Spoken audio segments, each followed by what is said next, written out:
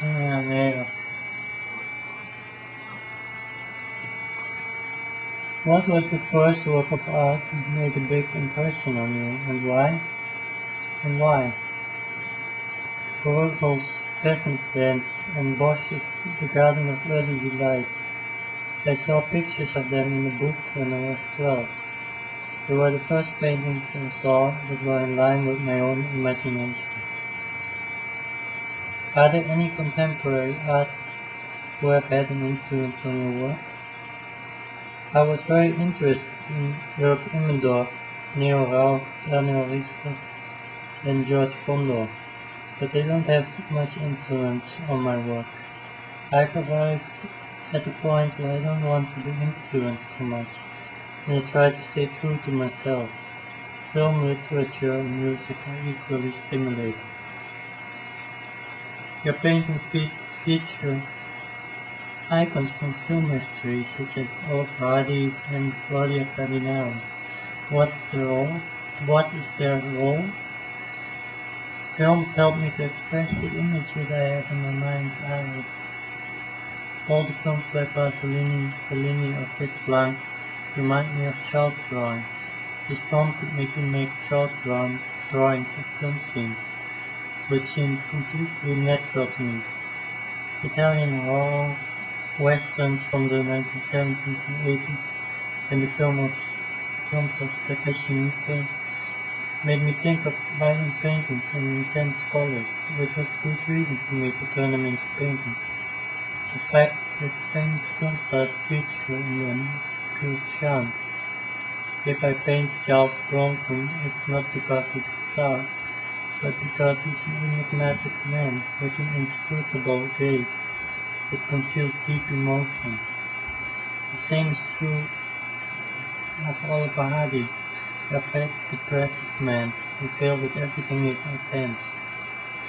Of course, it is funny to start with, but the longer I thought about it, the darker my image of the man became, as though I was watching some dreadful psychological horror. For me, Hardy became a character I could use in order to say something about what's wrong with society. In contrast, however, I felt that Japanese films had something very pleasant about them. The picture I drew of the man letting a big scary cow lick him represents overcoming your fears. But aren't the films of Japanese director Takashi Miike also very brutal? His films rub your nose on the brutality, directly and unexpectedly. You aren't given a chance to look away. The result is that you have to laugh out, you're embarrassed or nauseated. A lot of American films which glorify violence. Violence is always present, everywhere, in various degrees. The whole of society is saturated with hidden psychological violence. What's the other side of brutality? What falls when the fears have been conquered? Tenderness. I also saw tenderness in the Mika films, and I drew it too. The man with the cow, the man in the cafe enjoying a cup of tea. I think my paintings of the scene from Dante's Paradise is pretty tender. Of course, conquering the fears is a painful process. This is why paradise is so difficult to reach. In my painting you see Dante standing bottom right, looking straight at you. He's at his ease, and he's with Beatrice, who is standing in the middle of the painting. At first sight she looks miserable, but she isn't. She is attempting to allow the shadow to fall upon her face, because otherwise Dante would be blinded by the light of her beauty, or words to that effect.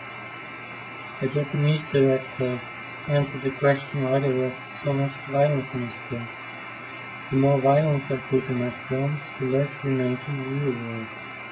I agree with that. So why don't you paint even more violence? Because I've opted for a more poetic, romantic approach. Romanticism is also a way of dealing with fears. Actually, at the moment I'm in a kind of purgatory, with a view of paradise. My own struggling results in painted portraits and drawings of figures who are not perfectly happy, but who have left violence behind. However, it's not impossible that the violence will return. You could compare it with a volcano. Suddenly it spews out enormous volumes of seething lava. But once the lava has cooled down, it turns out to be an excellent nutrient for fruit and vegetables. This is also what my drawings of very beautiful actresses, such as Claudia Cardinale, Silvana Moreno, and Anela Muti, are about. Looking directly at beauty makes fear disappear. Are you frightened of very beautiful actresses? I am frightened of women who think that they are extremely ugly or beautiful. A Paris Hilton type can come across as scary, but in my opinion, she's not a very attractive girl. She just thinks she is. She says herself, I'm more intelligent than most people. Even when I draw her, she's pretty disconcerting. That's the difference with Sophia Loren or Claudia Cardinale. They are real. What makes them more real? They are who they are. Even when they're playing a part, their bodies are in balance with their character, and they don't try to make themselves larger or smaller than they are. They radiate a sense of simplicity and strength which demands respect. You cannot degrade them or demean them, which is often possible with fakes. You also make films yourself in Moto Italiano. You travel to Florence, Matera and Rome, through large landscapes, terraced with fountains and baroque sculptures, and past small churches with weathered frescoes. And you talk with locals about the question of what art is. The film is like a Fellini-esque theater of surrealist poetry. Halfway through the film, I refer to Pasolini's film's version of the Gospel according to some metric. Matera was chosen as the location for this film because it apparently resembles Old Jerusalem.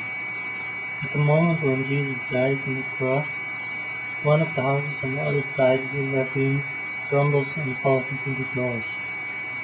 The camera shakes violently to suggest the effect of an earthquake. I try to do the same thing in my film. The audience expects something to happen, but the only thing they see is me and my uncle messing about a bit on the rocks while music by Frank Zappa plays. Pasolini said that he wanted to show the story of the Passion through the eyes of the believers. For my holiday with my Italian family, to be at least semi-successful, I had to do the same thing. At the beginning, I am still a caricature of a tourist, but by the end I turned into a devout Italian.